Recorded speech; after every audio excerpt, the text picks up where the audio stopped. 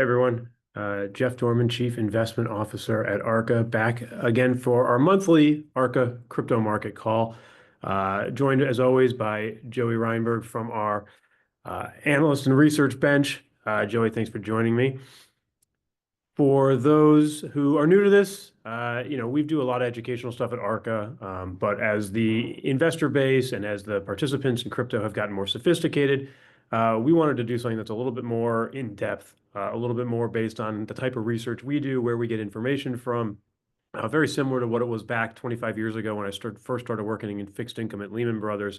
Helping you parse through the data, helping you see really where the fundamental edges are and the data edges are in the crypto market. So we hope these monthly calls will help educate investors find the tools necessary to invest in this space and get into some of the in-depth nuances that we look at.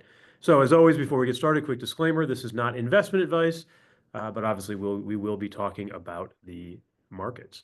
So let's get started, Joey. Kind of a tale of two markets right now, right? I mean, you basically had, this is probably a tough chart to see for some, but basically just looking by sector here at the different market dynamics that we saw basically from the November 4th election all the way through the FOMC meeting in December 17th when the Fed decided to pause the rate cuts. And then thereafter, basically from December 17th to the end of January, and really through the first few weeks of February here, just massive dispersion in markets. I mean, we were seeing 20 to 50 to even 100% plus moves in that 4 or 5 week period post the election, and we've seen anywhere from 50 to 80% moves on the downside post that. So really a year's worth of volatility here in just about 8 weeks in the market. So we'll spend most of the call kind of breaking that down and what we're seeing here. But on the next slide here, I think that probably the biggest takeaway from all of this is just that the amount of trading and liquidations in general that are happening in the market now are something we've really just never seen in the market. I mean, you can see those green bars are showing long liquidations on futures, the red bars showing short liquidations. Some of the biggest liquidation days we've ever seen post the election. And I think this is just what you're going to get during a Trump presidency is that volatility is higher. And as a result, you probably have to be smaller, not bigger, as a result of the tape bombs that we're getting. I mean, even just in the last 3 weeks alone, you had everything from the inauguration and whether or not Trump was going to sign first day executive orders to the DeepSeek news to the tariff news. I mean, this is just, again, 1 week after another, we're being hit by tape bombs. And it's no different than what we saw from 2016 to 2020 in the Trump administration. It's just that Trump didn't care about crypto back then. So if you were only focused on crypto, you didn't notice it. But if you were a equity, fixed income, currency, commodity investor, you were hit by these same things every day for those 4 years. And now the crypto market is starting to see it as well. So massive liquidation days, including, like I said, 2 of the biggest on record just in the last 4 weeks alone. So with that backdrop, Joey, clearly we have dispersion, clearly we have volatility. Let's get into it. Let's go into the nuances of what's actually happening underneath the veil here in the market. Slide.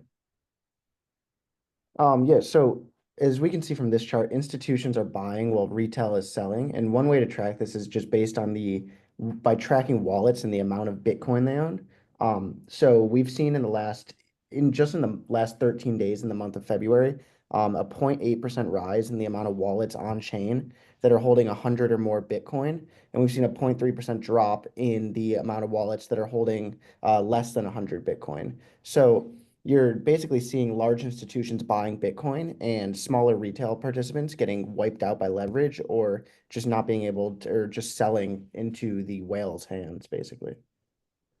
Yeah, I mean, and some of that, it's funny, we spend a lot of our time here at Arca kind of straddling the, real kind of crypto degenerate world and the completely non-crypto traditional finance world in terms of the people we talk to, our partners, our investors, et cetera.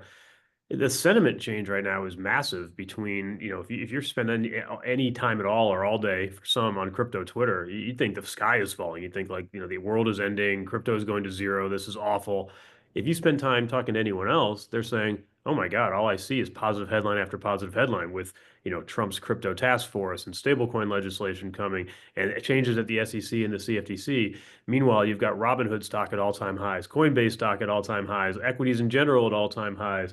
You've got this growth in AI, which is obviously penetrating crypto. You have gold at all-time highs. You've got fixed, interest rates lowering, the VIX lowering, the dollar lowering. I mean, it is like one of the best macro setups you've ever seen for investing in digital assets. Meanwhile, poor crypto degenerate gamblers are about ready to hang themselves. So it's not surprising to see this kind of distribution out of, quote unquote, kind of retail or crypto hands into maybe bigger institutions. But let's break that down further here on the next slide. Maybe some of this misery is warranted, I guess, Yeah, for so certain types of the market. basically, like what you can see here is this is an altcoin index, basically tracking everything outside of Bitcoin in the space. And it's broken down by cycle. The pink line is 2017, the purple line is 2021, and the black line is the 2025 cycle if you break them down into 4-year segments. And what you see is right at April 2024, when Pump.Fun launched, the correlation between these different lines kind of breaks apart. And that's because so many more tokens are coming to market because of these no code launch pads where anyone's able to launch a token for relatively cheap. That was never a thing before in crypto. You would have to know how to code a smart contract and know Solidity to launch something on Ethereum or know Rust to launch something on Solana. And now you can just plug different words into a website and click launch and everything's done for you. So what that has done though is it's caused massive dispersion where it's kind of like a PvP market now where only certain tokens are going up and a lot are just nuking initially and going straight down. Yeah, and look, I mean, a lot of these token launches, I mean, look, Arca is a 24/7 digital asset fund where we have, probably more money and resources than the majority of people watching this in terms of studying this market. I mean, 95% of what's being launched right now on Pump.Fun and elsewhere in the market, we don't even look at. I mean, these aren't even real ideas or real investments, yet somehow people continue to blow themselves up on it. Meanwhile, you'd expect, the more quote unquote real part of the market, the sectors and areas that are more tried and true to be doing well. But even those are suffering at the hands of this liquidity suck, right? Areas like, DeFi and, certain areas of AI, you'd expect that to do better, but it's all kind of just being lost in the shuffle here of just too many coins and too many launches. But on the next slide here, I think what's interesting is that, lost in all of this, I think one of the big things about the Trump coin launch, which we'll get into in a minute, was that it opened the door for what could be in this market. I mean, those who, for some reason have been following me for, 7 years, I've been talking about this nonstop since we started this in 2018, that eventually everything is going to have a token, right? Every company is going to have a token. Every municipality is going to have a token. Every sports organization, every university, et cetera. And we're starting to see a little bit of that, right? First, we had the Trump launch around the inauguration with his coin. And then, you're starting to see this chart here showing the Central African Republic, a country, a very small and poor country in Africa, launching its own token. So on the one hand, it's good that there are some other types of tokens being launched here besides just your typical kind of layer ones and maybe some meme coin nonsense. On the other hand, certainly a lot to be desired so far with the types of token launches we're seeing. I mean, it's clear that the Trump campaign didn't talk to any investment bankers. It's clear that Central African Republic didn't talk to any investment bankers. I mean, there are better ways to structure tokens here that actually have some real financial value and utility value and not just meme coins. But if this is what we're going to see just over and over, just pointless tokens being launched, all the charts are going to look just like this, I'd imagine, right? Yeah, that's what I was getting at with this slide is most of these token launches have no legitimate consulting done behind them, have terrible tokenomic structures, have no utility. And because of that, people just buy them immediately when they launch and then sell them at the peak. And you see these consistent chart shapes where everything just goes up for around a couple hours to a day and then goes straight back down. And it's the same exact chart we've seen with Trump. We've seen it with all of these new basically launches. Yeah, so the majority of the investors are untouched by this and unfazed, and that's why I said the sentiment outside of crypto is totally fine. They just see Bitcoin trading in 95,000. They see, all this news coming, but the people in the trenches who are getting continuously sucked into these insane token launches are certainly suffering much more than others in the market right now. Okay, so with that in mind, let's talk. Let's go back into more of the real area of crypto or some of the sectors that we would expect to be doing well, right? With all of these token launches, with all of this activity, you'd imagine there'd be some higher demand for block space. What are we seeing with regard to other layer ones and other chains?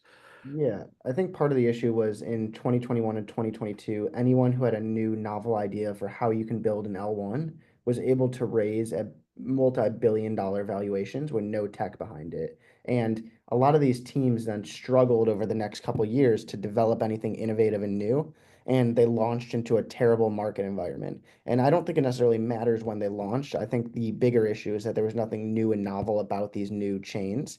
So what we've seen in the last year or so from every new chain launch that was spending millions and millions of dollars on parties at different conferences and millions of dollars on marketing basically all went straight down. And it was because there was nothing to actually do on chain. And when you go to those chains, all you can do is buy that native token, which is not really super innovative or new. You can go and do that on a centralized exchange. You can go and do that on all different other platforms on your phone. And when you actually try and do anything on these chains, it's an empty landscape with nothing to actually do. So you're going to continue to see these new launches with nothing or new chains with nothing to do on them continue to go straight down.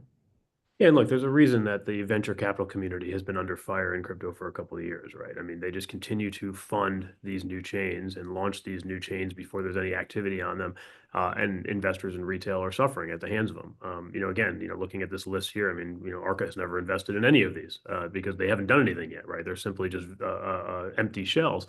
But what's interesting is that, if you think of a layer one blockchain as a company, what are they in the business of doing? They're in the business of selling block space, right? That's the job. Well, we saw in 2021 with the rise of DeFi and the rise of NFTs that there really was way too much demand for block space than we currently had available. That's why gas fees on Ethereum were skyrocketing. That's why you had a real push into alternative layer ones like Solana and Avalanche and Luna and Phantom and some of the others. That's changed over the last 3 years. Now it's the exact opposite. There's so little demand for block space relative to the supply that has come with these new chains that until some of these, quote unquote, empty shells or empty app stores start actually building real apps inside of them, you're just going to see charts that continue to look like this.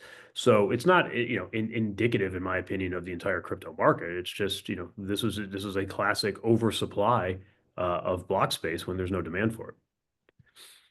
So with that in mind too, what else is weighing on the market here? It can't just be the layer ones themselves and having no activity. I mean, is there a supply demand problem? Is there, so we know sentiment is low.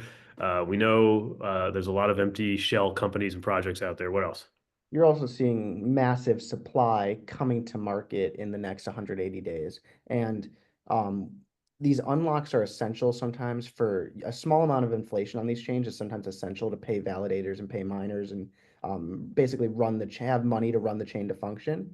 But a lot of these chains launch at super low market caps to fully diluted values and then basically have huge supply unlocks over the next couple years. And this just really hurts token price because you need massive amounts of purchasing power on the other side to basically even it out to keep price stable. And these are just some of the chains we're seeing in the next 180 days that are having massive unlocks. And there's some of the bigger names in the crypto space that if you're a regular investor not in this every day, may not know that there's going to be massive supply increases in the next 180 days. Yeah, and this is where I get frustrated all the time because I think a lot of the terminology in crypto is just incorrect. When you're talking about market cap versus float versus fully diluted value and things like that. Look, some of the best performing tokens in the history of crypto were fully launched on day one, right? Things like Leo, things like BNB, right? These are companies who issued all of their tokens at once. There was no inflation. And as a result, they've become amortizing tokens. As the companies do well and they have revenues, they buy back their tokens, right? We're seeing a similar thing with Hyperliquid right now, one of the most recently best performing tokens as a result of the buybacks that are happening. On the flip side, certainly some of these layer ones and other protocols, they have to have some inflation baked into them because, again, as you said, you need to pay the validators, you need to have an incentive mechanism. That's fine. Where we get in trouble is with these venture capitals community just buying massive chunks of these private token deals, waiting until they decide to launch it publicly, and then just massive unlocks of these private deals in the market before any of these things probably should have had a public token in the first place because there was just no real interest or demand in it. So when you create these just massive unlocks, and I've been on record for those who follow me, I'll fight with every single venture capital investor out there. Like these unlocks are pointless. There is no reason to have any locked tokens in a market like this where you can go public as fast as you can. They should be unlocked immediately. They should have the right to dump immediately, and the price would be 80% lower rather than these artificial launches from Coinbase and Binance and everywhere else. But again, there's a difference between a venture capital unlock or a VC unlock versus just, supply that is being held by Treasury that hasn't been issued yet. And I think this is where the terminology gets me upset. Like every company who has a public stock can issue more stock at any time. You don't look at the market cap of a company and then add on couple of $1 billion of extra just because the company could one day issue more stock if they choose to. In the same way with crypto, you can't look at unissued supply in the same way as you look at an unlock. So a project that has a ton of extra tokens in their treasury that has not been released to the market yet, that's not part of the market cap. That they may or may not ever issue that. That's just sitting on their balance sheet, no different than a company with stock.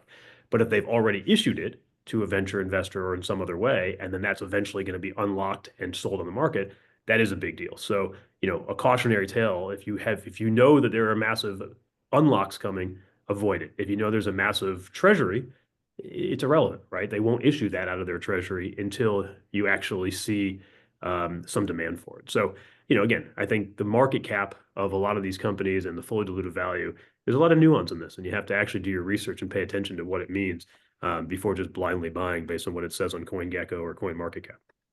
Okay, a lot of negative, Joey. Let's move to the positive. Where are we seeing some actual growth in the market? Where are we seeing some traction? Yeah, so people are actually doing more than they've ever done in the past of actually executing transactions on chain.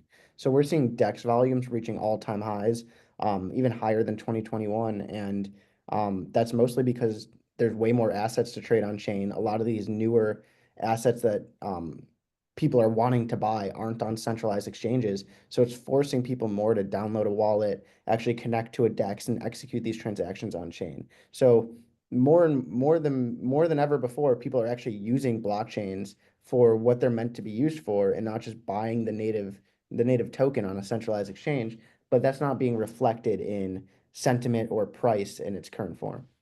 Yeah, and this is again where a disconnect in the market, for those who are, come from the equity world or the debt world or just value investing, like when fundamentals are up and price is down, you buy hand over fist. You don't think twice. This is one of those examples, right? I mean, again, we are seeing DEX volumes at all-time highs. We're seeing the percentage of transactions happening on decentralized exchanges relative to centralized exchanges at all-time highs. We're seeing, again, Coinbase stock and Robinhood stock at all-time highs because equity investors are a little more rational when they see a company firing on all cylinders and killing it. They buy the stock. It makes sense. Here you've got things like Hyperliquid and Radium and Jupiter and Uniswap and Aerodrome, 50, 60% down in the last 6 weeks, even as fundamentals have never been higher. If you look at like price to sales, traditional financial metrics of some of these, it's the cheapest they've ever been. So this is, in my opinion, one of the easiest buying opportunities ever with regard to DeFi, simply because, again, we're seeing we're seeing celebrity launches like Trump Coin. We're seeing country launches like Central African Republic. We're going to see more companies and more universities and municipalities issuing tokens. We're going to see more tokenized assets, right? You got BlackRock and Larry Fink calling for, more stocks and bonds and other traditional TradFi assets coming on chain. You're seeing Robinhood just in their earnings tonight, or last night rather, say the same thing. We want to have more of a bridge between stocks and bonds and crypto. Like ultimately, all of this stuff is coming on crypto rails, and it's quite obvious what's going to happen. It's going to continue to increase the trading volumes at these decentralized exchanges. So, pretty. And Go ahead. And eventually, you may not even know you're using a central or a decentralized exchange. Like Coinbase is the centralized exchange is starting to put all of this stuff onto DEXs on the back end, where if you're buying something on the Coinbase front end, you may not even know that it's routing through a decentralized exchange. So at the end of the day, users may never even know they're using these products, and it's just all going to be happening on the back end. And because crypto rails are just way more efficient and better at handling all of this transaction volume, and basically able to handle all this. Yeah, and I think this is, if you just think about the last four slides, I mean, this is the difference between investing in the picks and shovels versus investing in the asset, right? The assets themselves are going to look very terrible when they go up immediately, then go down for 7 straight weeks. But the picks and shovels that all that stuff's being traded on, are firing on all cylinders, having all-time high volumes, all-time high revenues. So, again, very, very good for DeFi, even if it's bad for, your favorite XYZ token. Okay, let's move on even further into DeFi. This is probably one of the most interesting charts because I remember a year and a half ago talking about DYDX having an 85% market share when it comes to on-chain perpetual trading. That has just evaporated, and Hyperliquid is taken over. Yeah. Hyperliquid is just become a dominant product in the crypto space. And I think it's really interesting because what they did was the complete opposite of what we talked about earlier with the VC funding route. They raised no money. It went straight into trying to create the best product possible. And basically decided that if we build the best product possible, people will actually start using it because they'll have a need for it and it'll actually just work for them. So what we've seen is DYDX basically went the opposite route, tried to create a new chain, made it harder for users to use, and because of that, Hyperliquid just ate up the market share in the perpetual space and is now at like I think over like 70% market share in a lot of in the perpetual space. And that's mostly because they just created a great product that people want to use. And they're even gonna probably dominate even further with the launch of their chain that allows people to use those assets from the perpetuals and from their spot exchange in DeFi itself. So they're really opening up a new and innovative like paradigm that hasn't been seen in crypto before, where you can have an exchange that also is intertwined with DeFi. Yeah, and again, I think I mentioned earlier, it doesn't hurt when you have a token that actually is designed correctly, right? So the fact that these guys are using the revenue that they're creating to actually buy back the hype token, similar to how a company, when they're doing well, will buy back their stock or pay a dividend. So there's just a huge difference right now between a company who is aligned with their token holders versus one that is not. So well-designed token, well-designed company, and you can see that in the market share there with the teal or aqua line there. I mean, just absolute domination here in terms of the trading.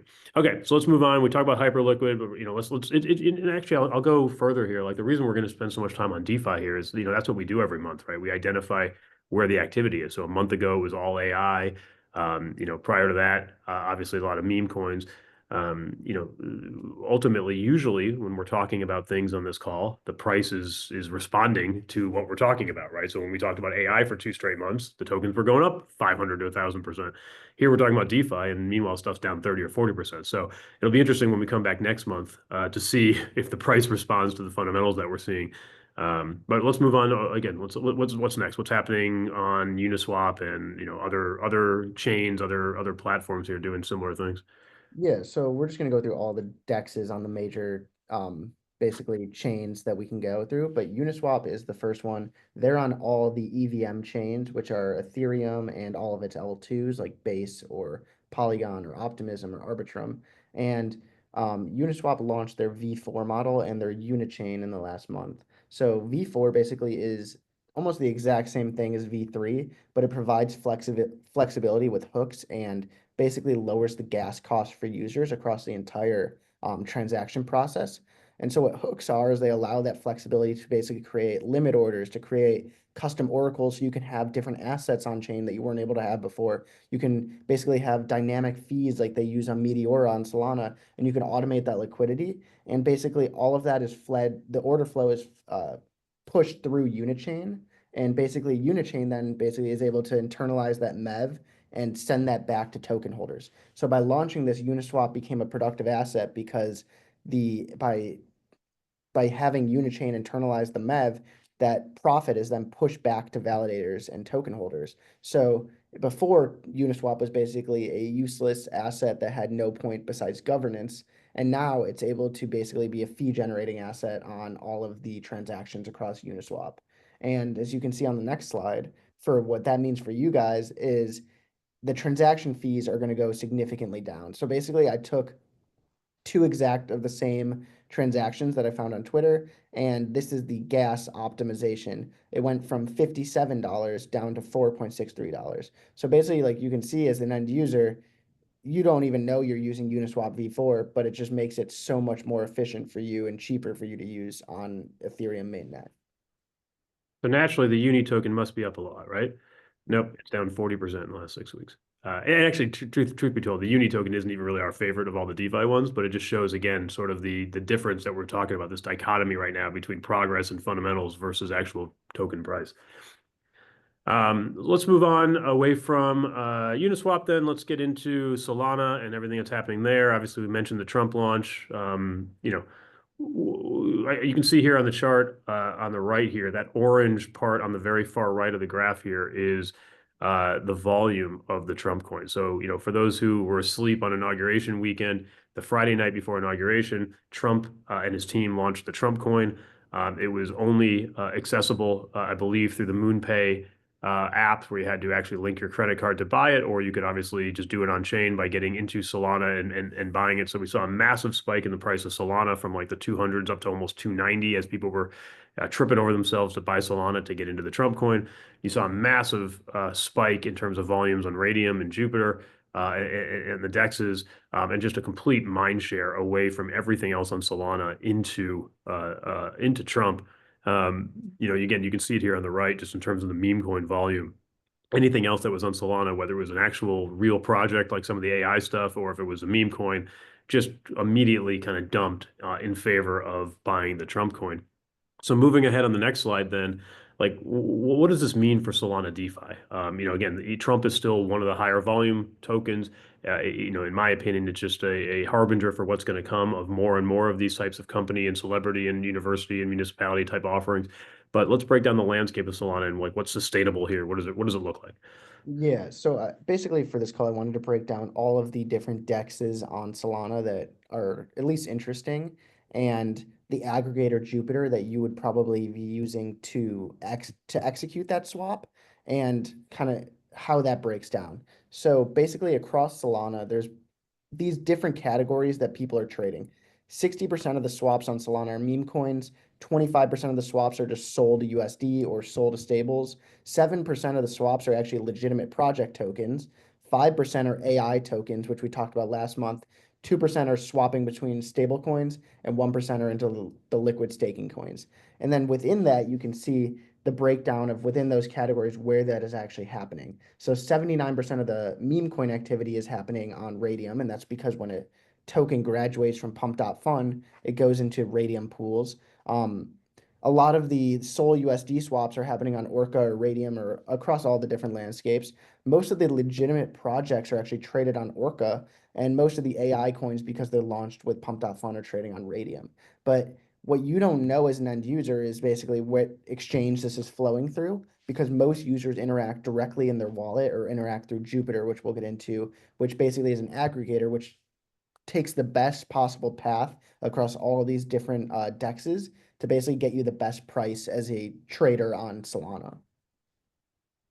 So similar to what we saw with 1inch back in 2021 across a lot of the DeFi applications on Ethereum.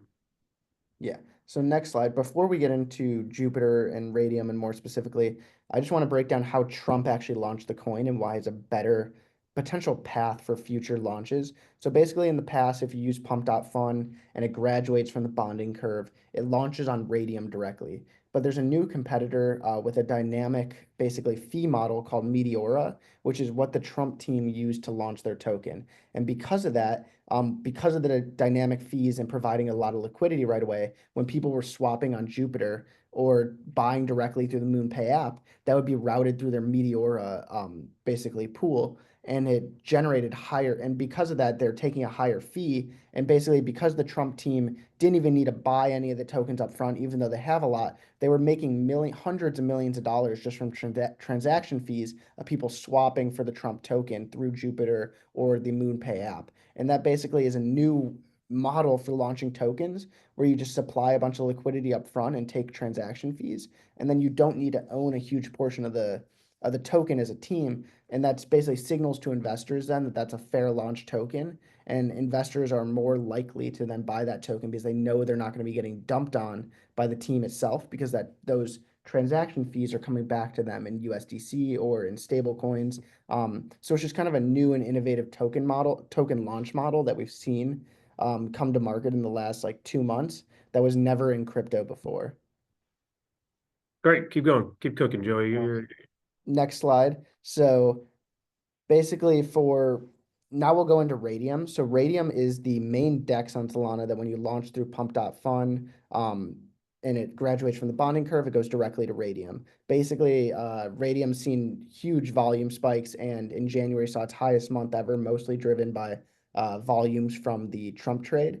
But what's interesting about Radium compared to a lot of other DEXs like Uniswap in the past, or Trader Joe on Avalanche, or any of these other DEXs on Solana, is they actually have a token buyback model where they use a portion of their profits to basically buy back the Radium token. So that directly leads to token value accrual for Radium holders. And in the month of January, we saw the highest amount of buyback pressure that we've seen yet on the Radium token because of increases in volumes. So in the month of January, we saw over $8 million of buy pressure back on the token because of all this increase in volume. So as we're expecting into the future, as volumes on DEXs continues to increase, we're going to continue to see this increased buyback pressure on Radium and some of these better tokens that have tokenomic structures that directly lead to the increase in value of the token with the increase in volumes on the DEXs. And And again, then, I think too, again, just talking about investing versus the fundamentals here.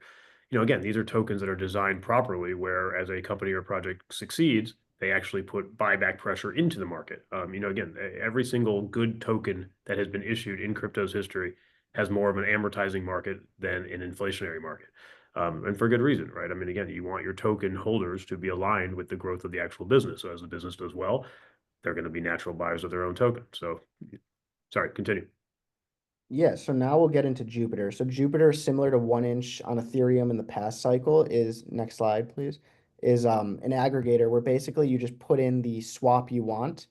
Um, Next slide, please. And basically, you just put in the swap you want, and it executes by routing through all those different exchanges we saw on that chart before, and takes the best optimal path for the user to have the least amount of slip and have the least amount of transaction fees. But in the past, Jupiter only made money from their perpetual exchange, which only had Bitcoin, Solana, and ETH perps on it. But in the past week, after their big announcement in Istanbul, Jupiter turned on sneakily this ultra mode, which basically is a new way for them to take fees. And what this does is it basically it's turned on automatically on the front end of Jupiter, and it basically takes an even better route with lower fees for the end user. And then basically Jupiter takes a small cut of that.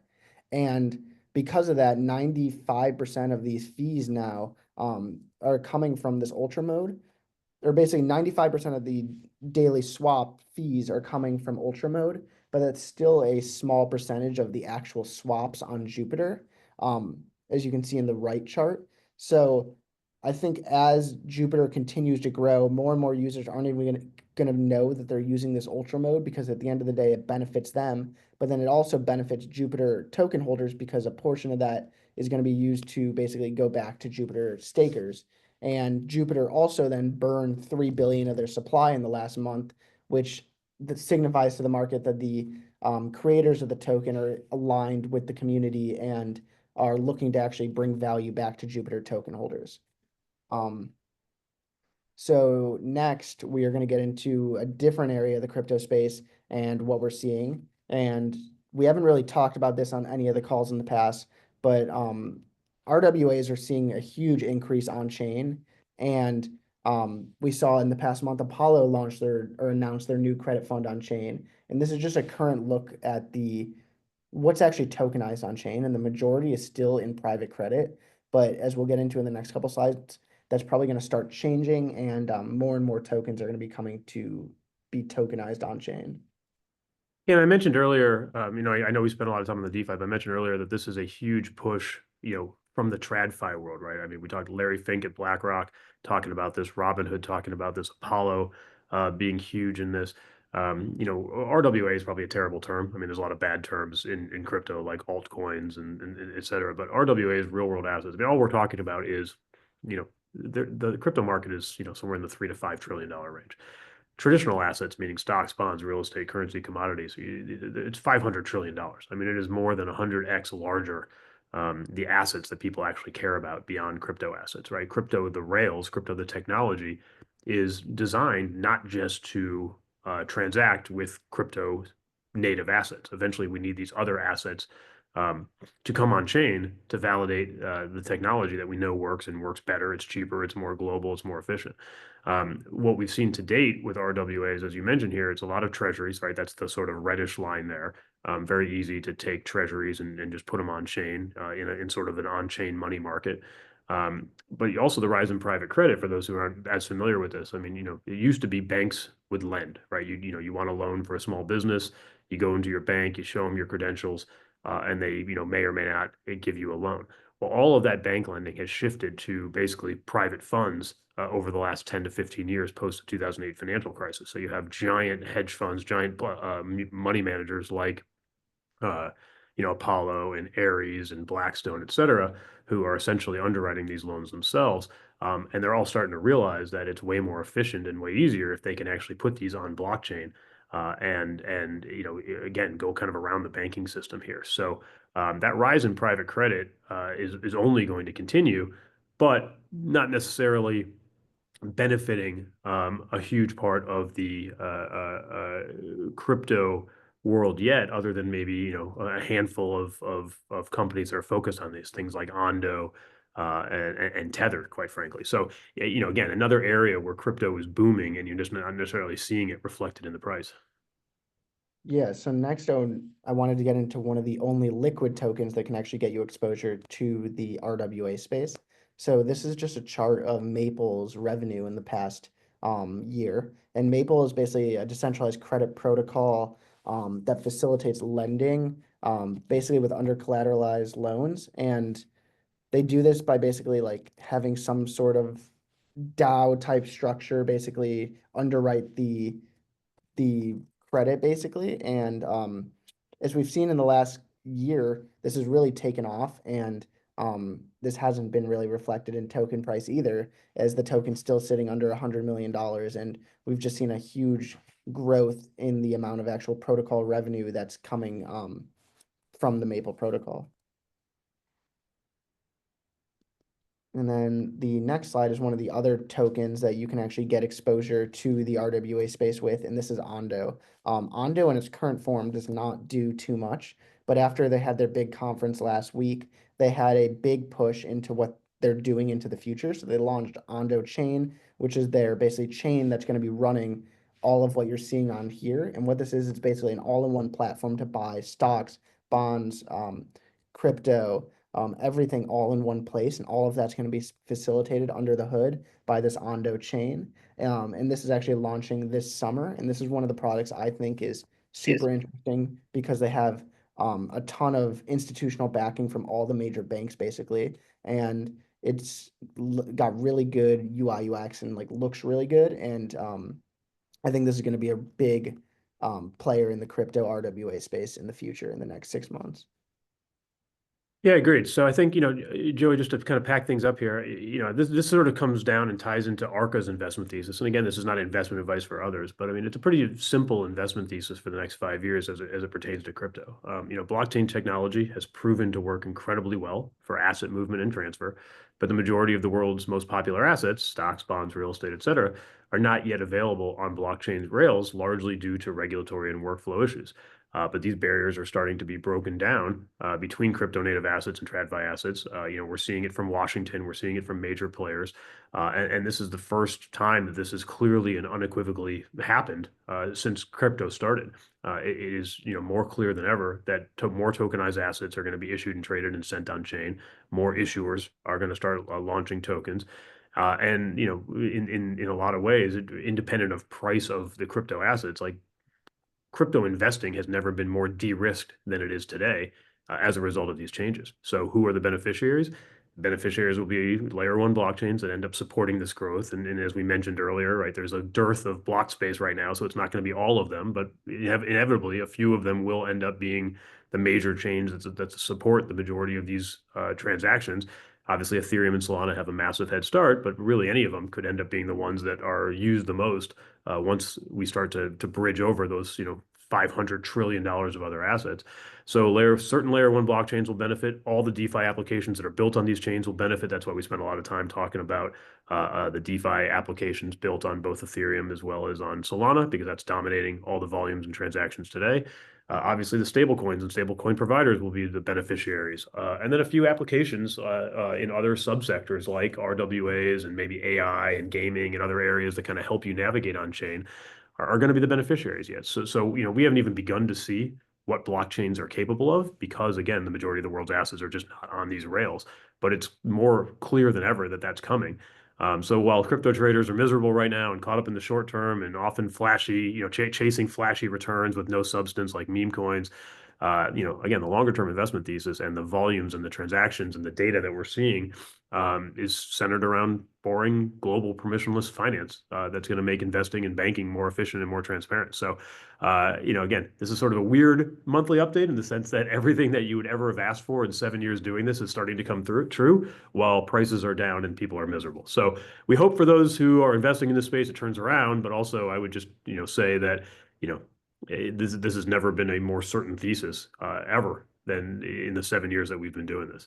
So here's hoping that price starts to catch up to the actual activity that we're seeing on chain. And as always, Joey, thank you for going through all the data. And anybody can see this on our website, ar.ca, as well as all the other educational and content material that we put out there on a daily and weekly basis. So thanks, everyone.